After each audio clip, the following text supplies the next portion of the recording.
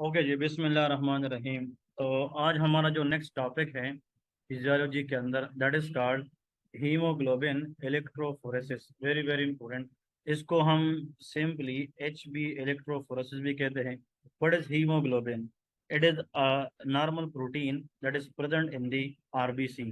और इसका जो मेन काम है, it can carry oxygen from lung to the other part of the body, और it can also carry carbon dioxide from the tissue back to the lung, and it also act as a buffer. और ये buffer के तौर पे काम भी करता है। ठीक है जी।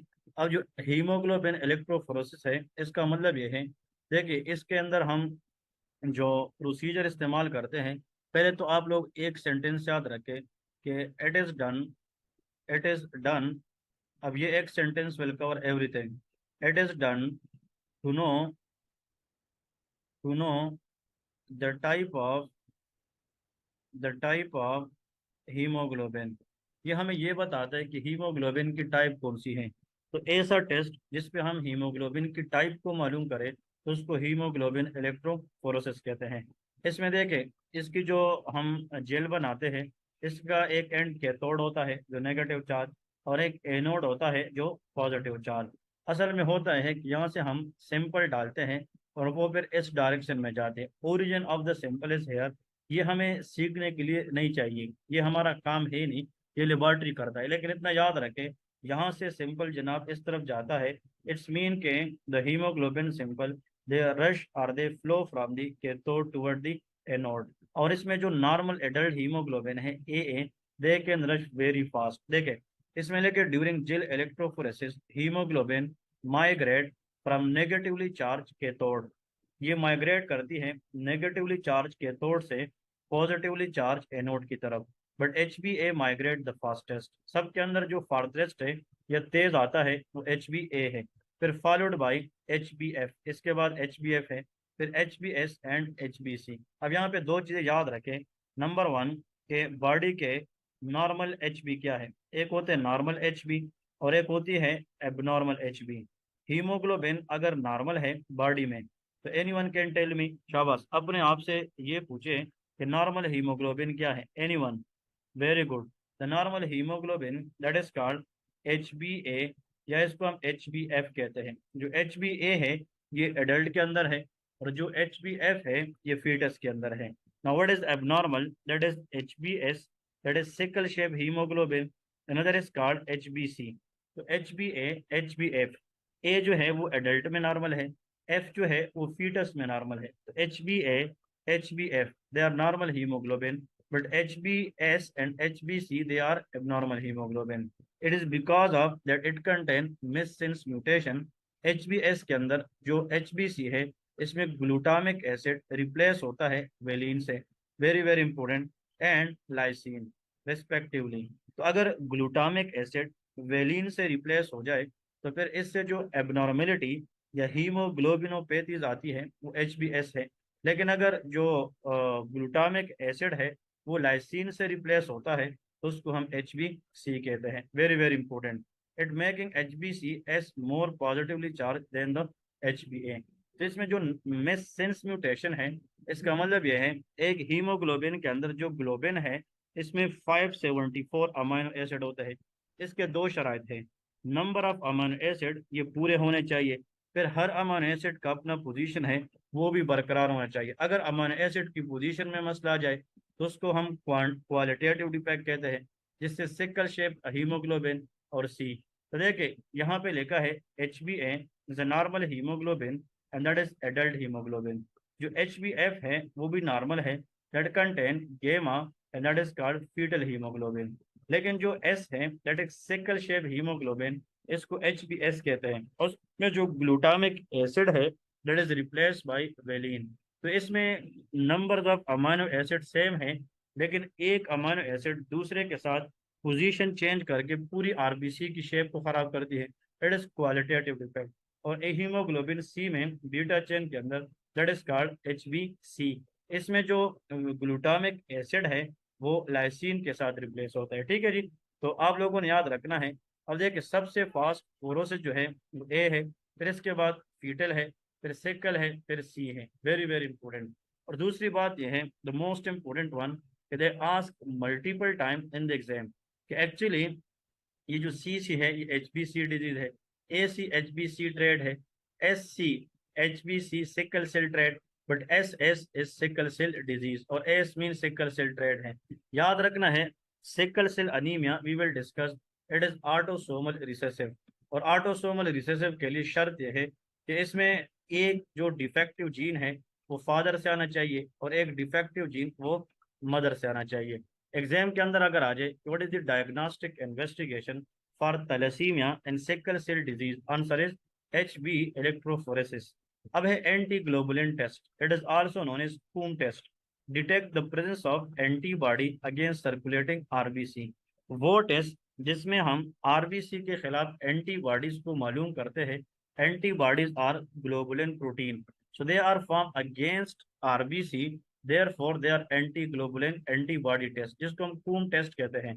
एक डायरेक्ट कूम टेस्ट है और एक इनडायरेक्ट कूम टेस्ट है। इसमें होता यह है मोस्ट इंपोर्टेंट वन कि जो एंटी ह्यूमन ग्लोबुलिन है ये हम कूम रिएजेंट के साथ, जिसको कूम रिएजेंट कहते हैं, added to the patient RBC। Actually हम पेशेंट RBC के साथ कूम रिएजेंट को ऐड करते हैं तो RBC अगर अग्लूटिनेट हो जाए, if RBC coated with anti RBC antibody, ये RBC है, अगर हम RBC के ऊपर देखें कि इसके साथ एंटी RBC एंटीबॉडी है, सो मतलब वो टेस्ट जिसमें anti RBC antibody directly attach हो RBC के साथ, इसको हम डायरेक्ट कूम टेस्ट कहते हैं, and they are used for autoimmune haemolytic anaemia diagnosis. लेकिन ये हम पैथोलॉजी में फिर से पढ़ेंगे। फिर ऑटो इम्यून हेमोलाइटिक अनीमिया एक वार्म टाइप है एक कोल्ड टाइप है। वार्म के अंदर IgG है और कोल्ड के अंदर IgM होता है। फिर indirect mean normal RBC added to this patient serum, if serum has anti RBC, लेकिन RBC agglutinate when Coombs reagent is added. इसका मतलब यह है कि इसमें एंटी RBC है but these antibody do not attach to RBC because they are normal, they are called indirect, और ये हम तब करते हैं प्री ट्रांसफ्यूजन टेस्टिंग के लिए। चलिए अब आते हैं थोड़ा सा इसको मजीद क्लियर करते हैं। अगर ये फ्लो चार्ट समझ गए तो ये वाला कंसेप्ट आप लोगों का इंशाल्लाह क्लियर हो जाएगा। Does the patient have auto immune haemolytic anaemia और नॉट, या well recipient react against donor RBC। अगर हमने ये देखना है कि यार एक पेशेंट है उसमें ऑटो इम्यून हीमोलाइटिक अनीमिया है कि नहीं, उसके लिए जो टेस्ट कराते हैं उसका नाम डायरेक्ट एंटी ग्लोबुलिन टेस्ट या डायरेक्ट कूम टेस्ट है। और वो टेस्ट जो हमें ये बताता है कि जो ब्लड हम दे रहे हैं किसी को, आया वो ब्लड उस रिसिपिएंट के लिए फिट है कि नहीं, तो इनडायरेक्ट एंटी ग्लोबुलिन या इनडायरेक्ट कूम टेस्ट है। डायरेक्ट में क्या करते हैं, देखिए पेशेंट RBC विद और विदाउट एंटी RBC, मैंने पेशेंट से ब्लड लिया है। अब इसमें ब्लड जब हम लेते हैं पेशेंट से तो उसके अंदर RBC तो होंगे। अब मुझे ये नहीं पता कि उस RBC के साथ एंटी RBC एंटीबॉडी है कि नहीं है, ये हमें नहीं पता होता, इट मे बी विद और विदाउट। फिर हम उसके साथ कूम रिएजेंट ऐड करते हैं, एंटी ह्यूमन ग्लोबुलिन जिसको कहते हैं, वेरी वेरी इंपॉर्टेंट। तो जब RBC के साथ हम ये कूम रिएजेंट, ये लेबॉर्ट्री के अंदर होता है, ये जब हम ऐड करते हैं, अब और से सुने, अगर अग्लूटिनेशन हो गई, अगर कुम रिएजेंट ऐड करने से मतलब RBC की क्लम्पिंग हो गई, agglutination is the word use for clumping, ये हमें ये बताएगा कि there is anti RBC antibody which attach to the haemoglobin, very very important. तो इसका मतलब अगर आप किसी से ब्लड लेंगे और उसमें ब्लड के अंदर तो डेफिनेटली RBC है, बट उस टाइम ये नहीं पता होता कि यार इस RBC के साथ एंटी RBC एंटीबॉडी है कि नहीं, इसका होना ना होना ये हमें कुम रिएजेंट बताएगा। अगर आप RBC के साथ कुम रिएजेंट मिक्स करेंगे और मिक्स करने के बाद अगर RBC की क्लम्पिंग होती है, think about autoimmune haemolytic anaemia and that is positive Coombs test. लेकिन अगर हम कुम रिएजेंट मिलाते हैं लेकिन नो अग्लूटिनेशन, उसके साथ जो कुम रिएजेंट है उसके साथ RBC अग्लूटिनेट नहीं करती, इस मीन एंटी RBC एंटीबॉडी नहीं है, negative Coombs test shows no autoimmune haemolytic anaemia, very very easy to understand. इसमें क्या करते हैं, परफॉर्म अब इस तरह पेशेंट सीरम विद और विदाउट सेम, पेशेंट जो है उसका सीरम लेते हैं, इसमें या तो एंटीबॉडी हो भी सकती है नहीं भी हो सकती है, और यहाँ पे एंटी हीमोग्लोबुलिन जिसको कूम रिएजेंट कहते हैं और यहाँ पे डोनर ब्लड लेते हैं। डोनर जिसने आगे ब्लड देना है, ये तो उस बंदे का ब्लड है जिसको ब्लड देना है, और ये ब्लड देगा, मतलब ये है, ये डोनर है, ये रिसिपिएंट है। अब देखे, अग्लूटिनेशन अगर हो गई, इट्स मीन कि एंटी आरबीसी एंटीबॉडी है, तो वो रिएक्शन पॉजिटिव है, तो मतलब हम उस डोनर से ब्लड रिसिपिएंट को नहीं देंगे, ट्रांसफ्यूजन रिएक्शन के चांसेस हैं। और अगर अग्लूटिनेशन नहीं हुई तो reaction is safe, there will be safe transfusion. तो इसकी जो मेन मेन प्रॉब्लम है कुम रिएजेंट, वो ये है। तो डायरेक्ट कुम reagent auto immune haemolytic anaemia बताती है, इनडायरेक्ट ट्रांसफ्यूजन रिएक्शन बताती है। इसके बाद है प्लेटलेट प्लग फॉर्मेशन। अगर कहीं पे ब्लीडिंग होती है तो ब्लड को रोकने के लिए जो स्टेप्स होते हैं, इनको हम हीमोस्टेसिस कहते हैं। हीमोस्टेसिस दो टाइप्स के हैं, प्राइमरी हीमोस्टेसिस एंड सेकेंडरी। जब कहीं पे बॉडी के अंदर कट लगती है और वहां से ब्लीडिंग स्टार्ट हो जाती है, इनिशियली ब्लड को रोकने का अमल प्राइमरी हीमोस्टेसिस है, और इसके बाद क्या होता है, सेकेंडरी। तो प्राइमरी हीमोस्टेसिस के अंदर प्लेटलेट का रोल है, सेकेंडरी हीमोस्टेसिस के अंदर देयर इज क्लॉटिंग फैक्टर। देखिए स्टेप बाय स्टेप जाते हैं, दैट विल बी इजी। और मैं यहाँ पे एक डायग्राम भी ड्रा करने की कोशिश करूंगा। This is the diagram. Step number 1, इसको थोड़ा सा मैं क्लियर करता हूँ ताकि आप लोग को ये मजीद जो है आसान हो जाए, और आप लोग थोड़ा सा मेगा डायग्राम देके और इसको फिर हल करने की कोशिश करें। This is the blood vessel, and every blood vessel contain endothelial cell. इस पे क्या होते हैं, एंडोथेलियल सेल। कहते इंजरी होगी तो there is endothelial cell damage. तो जब एंडोथेलियल सेल डैमेज होगी तो ऑटोमेटिकली अब यहाँ से ब्लड स्टार्ट होगा, तो बॉडी कोशिश करेगी कि ब्लड कम निकले, तो ट्रांजिएंट वेजो कंस्ट्रक्शन होगी। अब वो कैसे होगी, through neuronal stimulation and endothelin release, क्योंकि endothelin can cause vaso construction.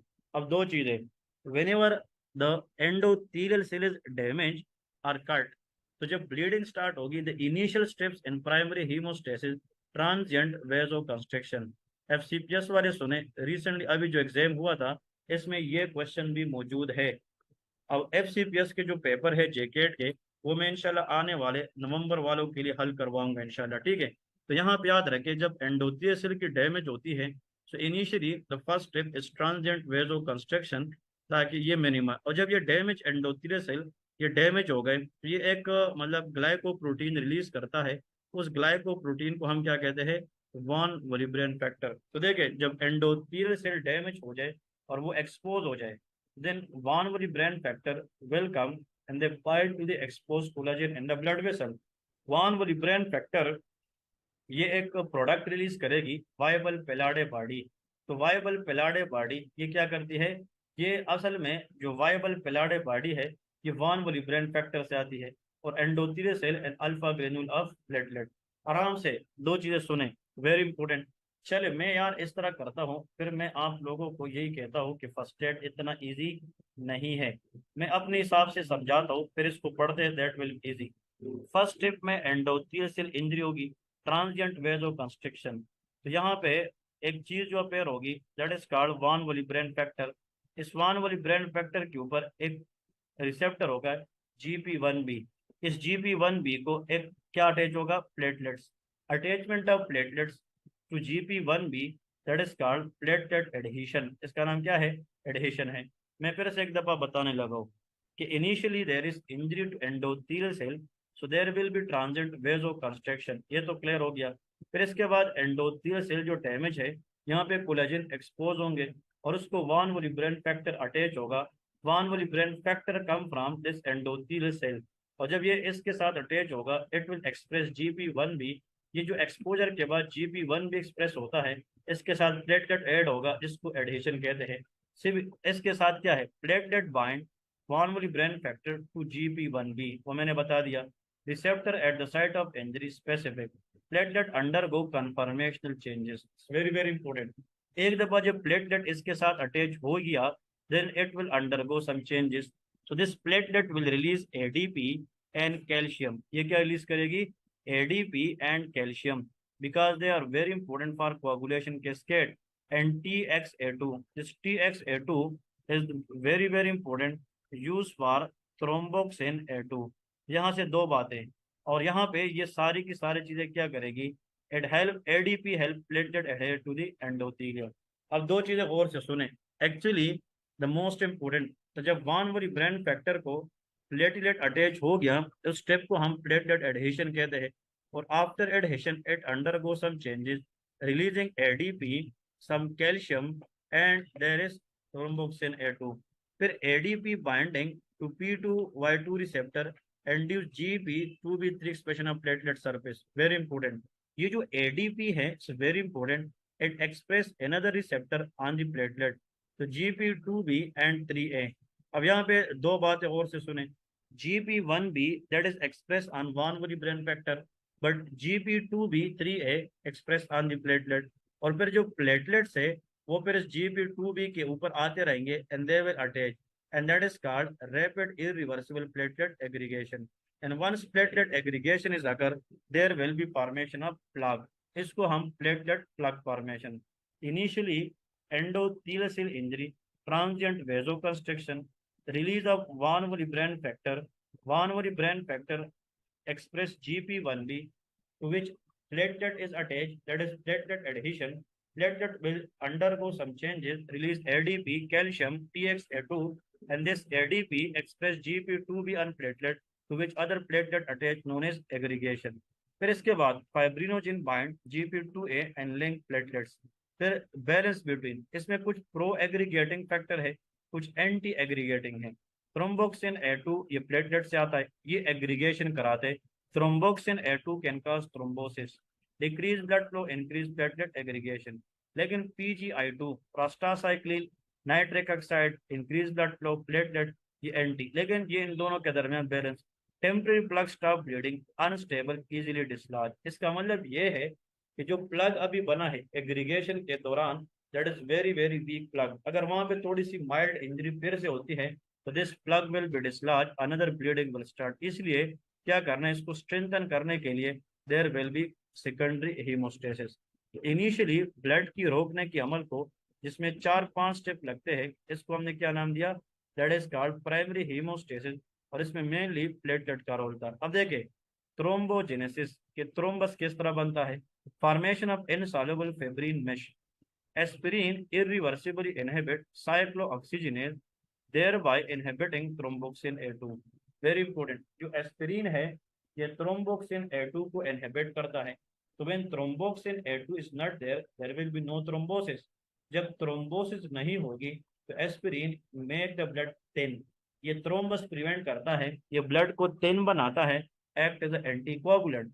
जिस तरह हार्ट पेशेंट को हम लोप्रिन देते हैं इसलिए ताकि इसकी ब्लड थिन रहे और ब्लड की तरफ, हार्ट की तरफ ब्लड की जो फ्लो है वो बरकरार रहे। Clopidogrel and prasugrel and ticagrelor, फिर से clopidogrel, prasugrel and ticagrelor inhibit ADP induce expression of GP2B by blocking P2Y12 receptor. This question really I faced myself in MRCP part 1।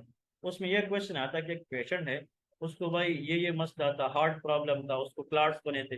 फिर बाद में उसको एक ड्रग दिया गया जिसने जाकर GP2B3A और P2Y12 रिसेप्टर को ब्लॉक किया। That drug was answer was clopidogrel. और यहाँ पे अगर हम डायरेक्टली GP2B3A को ब्लॉक करें तो वो टायरोबिफन एंड एफ्टीबिफाटाइड ये ड्रग्स होते हैं।